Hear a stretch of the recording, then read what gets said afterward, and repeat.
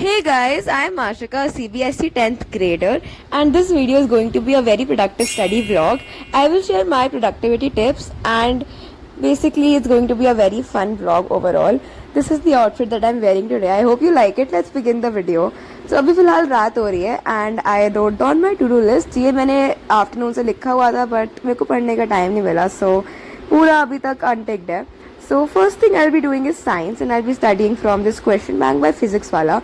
I have already done one chapter from this book and I really liked the way the questions were and all of that.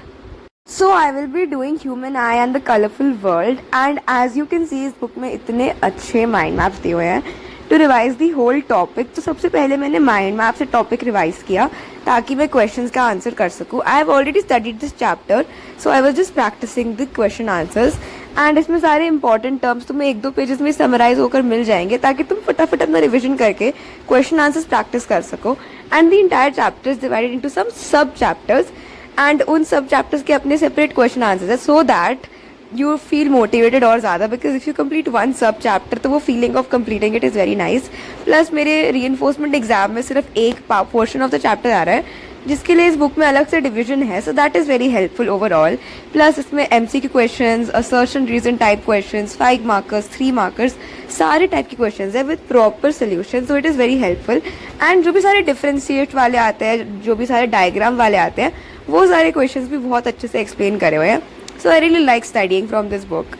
Plus all the vibrant colors and all the little memes in the books just make the entire experience more fun. Also अगर तुम कोई question bank से questions practice कर रहे हो, तो जब तुम chapter पहली बार पढ़ते हो, so just don't skip to the question bank directly. पहले पूरा NCERT complete करो and उसके बाद किसी और question bank पे move करो. Because इस chapter के लिए भी I have already completed the entire NCERT पहले. I have read the whole chapter and I have done all the back questions and all the in-text questions for the chapter. And after that I have moved to a reference book. So I recommend that you also do the same ताकि you don't feel demotivated जब तुमसे questions नहीं लग रहे हैं. Because अगर तुम NCERT वाले questions नहीं कर सकते तो किसी और book के questions कैसे होंगे तुमसे. Anyways, I was practicing all the questions और अगर कुछ गलत हो रहा था I was marking a circle in it. And see जो MCQ questions है ना इस book में उनका explanation भी डिटेल में दिया हुआ है. मतलब अगर कोई MCQ क्वेश्चन का कोई पर्टिकुलर आंसर है वो लिखा हुआ है कि why the answer is such. मतलब it is a very helpful book. I really like the solutions and I love the way the solutions are written in the book. It is very comprehensive and जो भी सारे board exam perspective से question होते हैं वैसे ही दिया हुआ है. So I was almost done with this part of the chapter and I was underlining all the important terms in the answer जो मुझे लग रहा था कि मैं भूल जाऊंगी. And after that I was done. As you can see I have marked everything really nicely ताकि मैं कुछ भी forget ना करूँ. And just look at how clear and clean the diagrams are. Like they are so nicely drawn in the book. It is very easy to like replicated with pencil and there are such easy diagrams. ये portion मेरे UT में नहीं आ रहा है, so I'm not studying this currently. So I was done with the first topic, so I have just checked it off. Also guys, I have gotten the PW books for maths, social science and English as well. And you can purchase these books from the PW store through the link in the description with my coupon code ACE150 for additional discount. Now I'm done with the first study session, so I will show you the new renovations in my room. First of all, as you can see, जो मेरे cupboards थे ना वो white हो गए हैं and I have this new stool in my room for my computer ताकि जो मेरा keyboard है वो इसके नीचे आ जाए and ऊपर ये सारा स्पेस मिल जाए ताकि मैं अपनी बुक्स वगैरह अच्छे से रख सकूँ. बिकॉज पहले मतलब keyboard occupied most of the space and मतलब प्रॉपर नई जगह थी. So we have this little stool to solve that issue. And ये मेरे पूरे कैबिनेट भी अब वाइट हो गए हैं and they look much better now. Also have this new book shelf in my room which I really like. मेरा side table अब हट गया and we have this in place of it because मेरे को अपनी बुक्स रखने के लिए कमी पड़ रही थी. So this is the book shelf. It has a bunch of shelves and ऊपर ये जगह भी है सामान रखने के लिए. एंड अभी फ़िलहाल से ज़्यादा बुक्स नहीं है because I didn't have that many extra books, but जो भी थी मैंने रख दी इसमें. And I really like the way it looks in my room. I feel like it is enhancing the entire appearance of this particular corner of my room. Now let me show you a little box which I have. So see, I have kept all of my perfumes in this little box and I think they look really pretty because all of the colors are very summery and very vibrant. So it just looks very, very aesthetic. As you can see, I have a bunch of perfumes. I have been collecting them over the years. I bet most of them are expired, but I love collecting them at least for the sake of collecting. So they're just there and I kept them there, and वो golden color का box मेरा jewelry box है. Now I had to start my next study session and मेरे को करना था maths. So here I have my maths exemplar and a notebook, and I suggest NCERT के बाद you do the maths exemplar before moving to any other book, because NCERT exemplar is most important after the NCERT according to my experience so far. सो मेरे को quadratic equations करना था and I have already done this chapter, but जब मैंने first time किया था तो मेरे काफ़ी क्वेश्चंस रॉन्ग हुए थे एंड मतलब मेरे को वो कॉन्फिडेंटली फीलिंग नहीं आई थी कि मतलब yes I have completed the chapter. So therefore I will be practising some questions again and see. तुम्हारे साथ भी ऐसा होता होगा कि तुम अगर किसी रेफरेंस बुक से प्रैक्टिस करते हो तो क्वेश्चंस फर्स्ट अटेम्प्ट में नहीं होते हैं सारे correct. So it's okay to practice it again. And while doing maths, I was listening to music because I really can't do stuff without music. I really need music while doing maths. It really helps me focus. So सबसे पहले I was doing वो वाले questions जो मेरे गलत हुए थे. See, whenever I practice, I always mark the questions which I get wrong, so that later on when I need to revise, I can focus more on the questions which I did get wrong. So I was mainly practicing वो सारे questions जिन्हें मैंने circle किया हुआ था और जो मुझे पता था कि हाँ I have made this mistake before and because I have made it before I can make it again. So I practice them अच्छे से और ज़्यादा. And अगर वो तब भी गलत होते हैं, like second attempt पे भी गलत होते हैं, so I just mark them with a tab. But luckily second attempt में मेरा कोई भी question गलत नहीं हुआ and जो सारे questions last time गलत हुए थे वो सारे questions सही हुए, क्योंकि बस एक थोड़े से question में doubt था.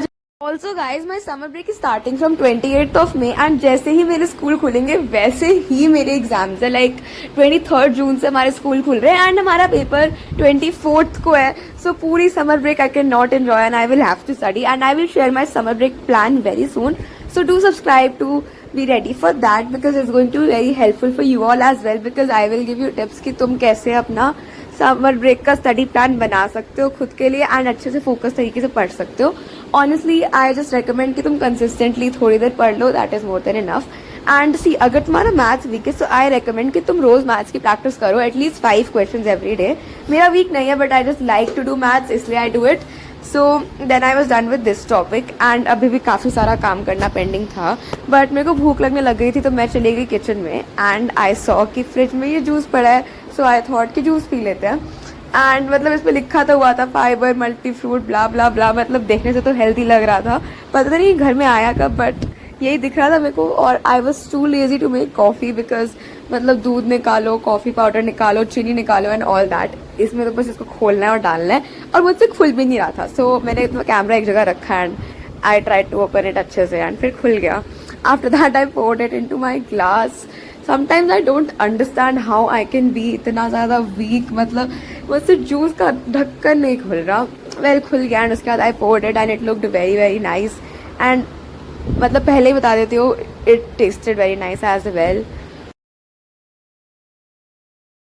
अब हमको अपना नेक्स्ट स्टडी सेशन स्टार्ट करना था and nationalism in Europe is a very big chapter. अभी तक मेरे PW के 2 लेक्चर्स बचे हैं देखना. So I decided to watch those lectures and complete them first, ताकि ये वाला चैप्टर तो मेरा कम्प्लीट हो. बाकी चैप्टर्स मैं वैसे अच्छे से कर चुकी हूँ but this chapter was very long, so I was procrastinating on it for a while.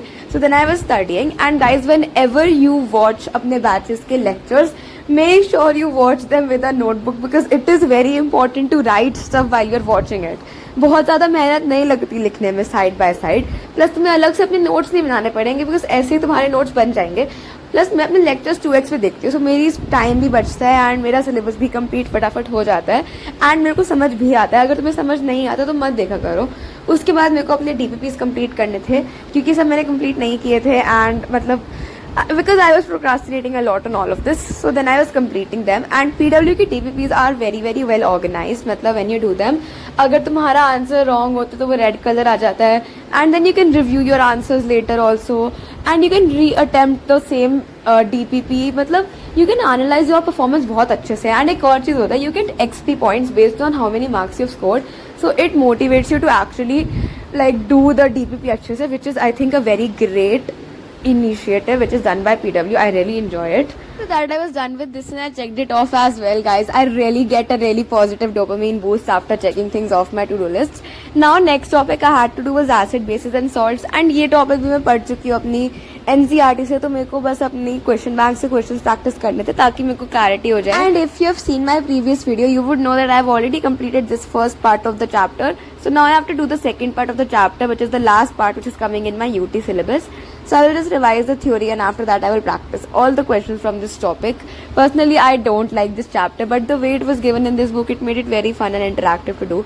Plus, I really liked the level of the questions. It was not easy and it was not like beyond the syllabus also. It was the perfect mixture of, you know, difficult and like medium level questions which are perfect for your actual practice. मतलब अगर तुम easy questions practice करते रहोगे तुमसे questions तो answer हो जाएंगे but तुम्हारा बेनिफिट कुछ नहीं होगा. So I was done with that. After that I checked it off as well and then as you can see सारा कुछ हो गया है. Now let me show you my date sheet guys. As you can see इतनी बेकार date sheet है. हिंदी से पहले हमको एक भी दिन नहीं मिला. I don't know how I will manage that because I am really bad at Hindi. And after that, like, I don't like this date sheet at all. It is so ill manageable. But yeah, after that I was just cleaning my desk because सोने से पहले मेरे को एक बार clean करना तो पड़ेगा. मतलब आज रेनोवेशन भी हुआ था, सो डेस्क बहुत ज़्यादा गंदी हो रखी थी एंड मतलब सामान जगह पे रखना था. एंड रेनोवेशन हुआ था ना, तो मतलब क्लीन करने का शौक भी अपने आप अंदर से आ जाता है. ऑब्वियसली अब मैं रेगुलरली तो क्लीन करूँगी नहीं, but due to the fact कि आज रेनोवेशन हुआ था मैंने क्लीन किया एंड माई डेस्क पर शाइनिंग बहुत अच्छे से, तो बहुत अच्छा फीलिंग था वो. After that I had to change my outfit. So I just went to my closet and I was looking for a comfortable outfit to sleep in because अभी फिलहाल almost 12 o'clock होने वाले थे, so I had to sleep. Anyways, this was the outfit that I wore. This is it for today's video, guys. I hope you enjoyed it. If you did, make sure to like and subscribe to my channel. Thank you so much for watching. Take care. Bye. Bye bye.